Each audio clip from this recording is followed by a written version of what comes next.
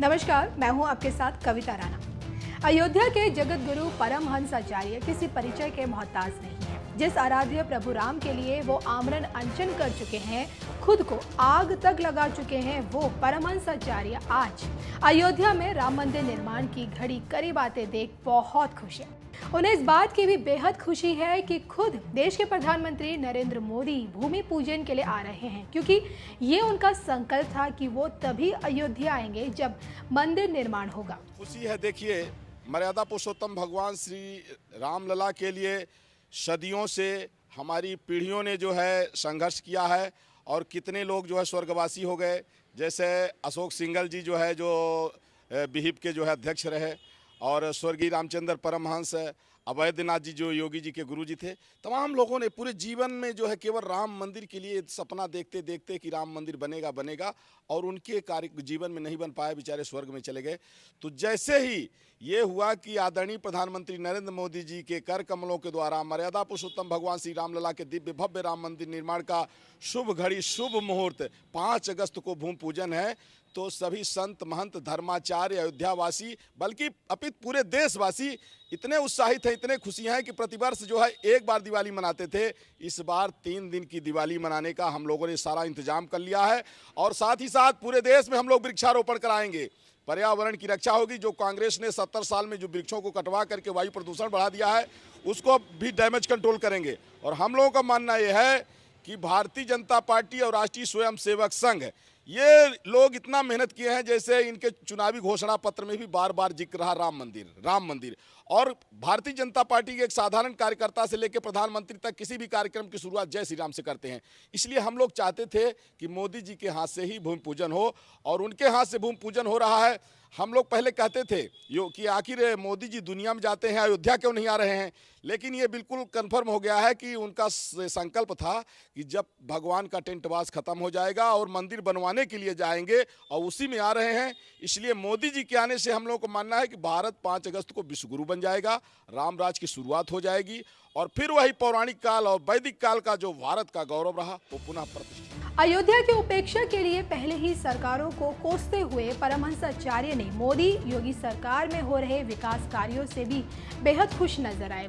उन्होंने कहा कि साल 2024 तक अयोध्या ऐसी बन जाएगी कि यहाँ आने के बाद लोग कहेंगे कि अगर धरती पर कहीं स्वर्ग है तो वो अयोध्या में है। बदलाव तो इतनी तेजी से हो रहा है। पूर्ववर्ती जो सरकारें थीं तो अयोध्या को उपेक्षित रखी थी। मुगल काल का हम लोगों ने संकट झेला, ब्रिटिश शासन का संकट झेला, और कांग्रेस पार्टी ने जो है तो गंगा जमुनी तहजीब के नाम पर जो है किनारा काट जाती थी, और छोटे मोटे जो भी पार्टियां आई वो भी जो है तो अयोध्या को उपेक्षित रखी।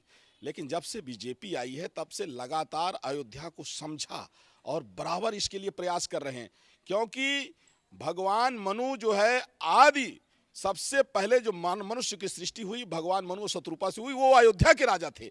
और यहीं से जो वैदिक संस्कृति है, जिसको हम भारतीय संस्कृति कहते हैं, उसका समग्र दर्शन राम जी के चरित्र से होता है।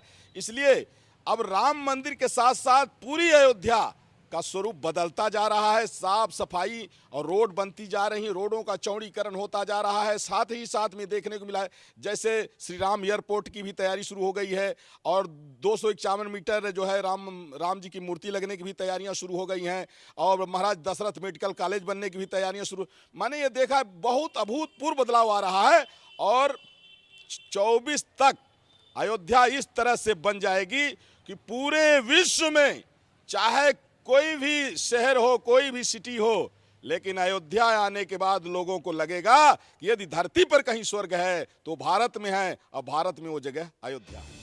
हिंदू मुस्लिम एकता की बात करते हुए परमहंस आचार्य ने यह भी कहा कि राम मंदिर के लिए हिंदू मुस्लिम सिख ईसाई सभी लोग तन मन से सहयोग कर रहे हैं। तो वहीं ओवैसी के सवाल पर उन्होंने कहा कि राम मंदिर बनने से उनकी राजनीति कहीं न कहीं प्रभावित हो रही है, और इसलिए वो बौखला कर बयानबाजी कर रहे हैं।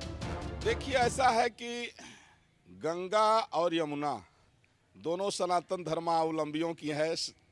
इसलिए गंगा जमुनी, जमुनी तो ये कांग्रेसियों ने कह दिया है, ये तहजीब वजीब नहीं, गंगा यमुना ये दोनों जो है सनातन धर्म से संबंधित है। और देखिए राम मंदिर बन रहा है तो हिंदू, मुस्लिम, सिख, ईसाई सब लोग सहयोग कर रहे हैं, तन से, मन से, धन से। और यहाँ के जो मुस्लिम हैं वो कहते हैं कि राम हमारे पूर्वज हैं, वो कहते हैं कि वो हमारे राम जो है वही राम है, वो कहते हैं कि वही राम हैं जो पूरे विश्व के लिए एक आदर्श हैं। अगर किसी के अंदर मानवता है तो कहीं न कहीं से राम से प्रेरित है।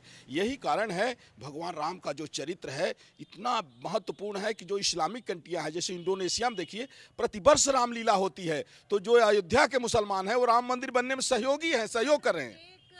राजनेता ऐसे भी हैं जो सांसद हैं इस समय और जो ये कह रहे हैं कि वो अपने बिल में लिख देंगे, अपनी वसीयत में लिख देंगे कि ये बाबरी मस्जिद था यहाँ। दरअसल में क्या है कि असदुद्दीन ओवैसी जो है वो नफरत की राजनीति पर जो है टिके हुए थे, लोगों को लड़ाना, इधर उधर करना, भड़काना, भड़काऊ भाषण देना।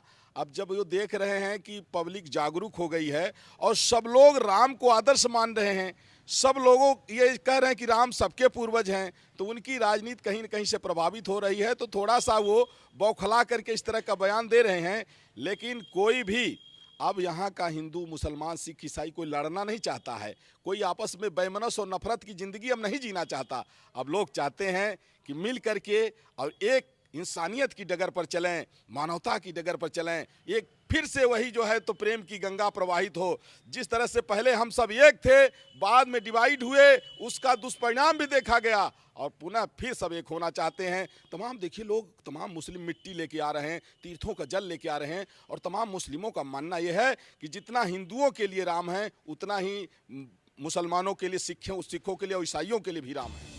सेक्युलरिज्म का मुद्दा उठाकर एक प्रधानमंत्री के तौर पर पीएम मोदी के अयोध्या जाने का विरोध करने वाले नेताओं को भी आचार्य परमहंस ने आड़े हाथों लिया और कहा कि सवाल उठाने वाले जब टोपी पहनकर संसद जाते हैं तब उन्हें सेक्युलरिज्म का ख्याल नहीं आता है।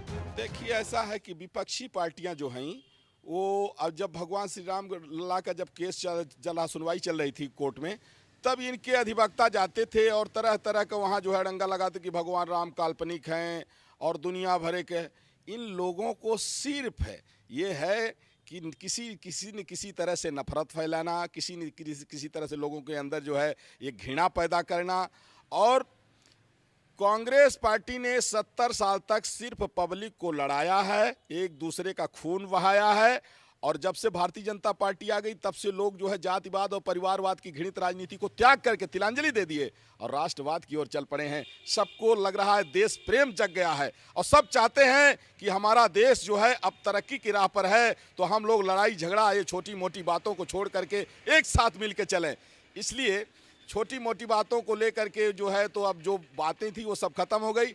हाँ ये जरूर है, मोदी जी के आगमन पर लोग जा करके असदुद्दीन ओवैसी मस्जिद के उद्घाटन में जाते हैं तब उनको नहीं लगता है, और जब वो टोपी लगा करके वहाँ जाते हैं संसद भवन में तब उन्हें इस बात को नहीं लगता है। ये सिर्फ जो है इन लोगों के अंदर जो नफरत और घृणा भरी हुई है, जिसकी ज्वाला में पूरे देश को ये जला रहे थे, और जनता उससे निकल चुकी है। जनता मोदी जी के साथ जुड़ गई है, भारतीय जनता पार्टी के साथ जुड़ गई है और संघ, राष्ट्रीय स्वयंसेवक संघ से जुड़ गई है।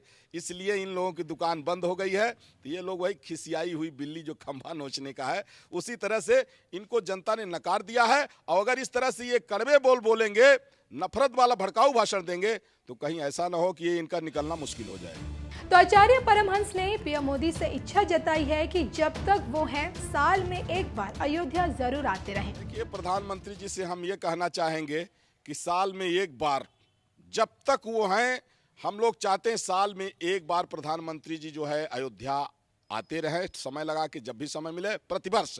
और साथ ही साथ में जब मर्यादा पुरुषोत्तम भगवान श्री राम जैसे वनवास से आ रहे थे तो उसमें है कि अवधपुरी प्रभु आवत जानी, भाई सकल शोभा कै खानी। उसी तरह से जब भगवान का टिंटवास खत्म हो गया है तो ऐसा लग रहा है कि यहीं स्वर्ग उतर गया है, यहीं जो है बैकुंठ उतर गया है। सारा लग रहा है, सारी खुशी, सारा सुख अयोध्या में आ गया है। और आज पूरे विश्व से जो प्रवासी भारतीय हैं वो भी लालायित हैं कि मैं भी अयोध्या पहुंचूं। एक झलक पाने के लिए सब जो है व्याकुल हैं। और यहाँ तक कि जो अन्य जो है है हॉलैंड, पोलैंड, इंग्लैंड इत्यादि में जहां लोग रह रहे हैं, वो लोग भी चाहते हैं कि अयोध्या का आकर के दर्शन करें। इसलिए अयोध्या अब जो है, अब वो अयोध्या है जो पौराणिक काल और वैदिक काल अयोध्या की चर्चा थी, और इस अयोध्या में अब जो आएंगे तो निश्चित रूप से एक मानवता का संदेश लेकर के, एक अमृत लेकर के वो यहाँ से लौटेंगे।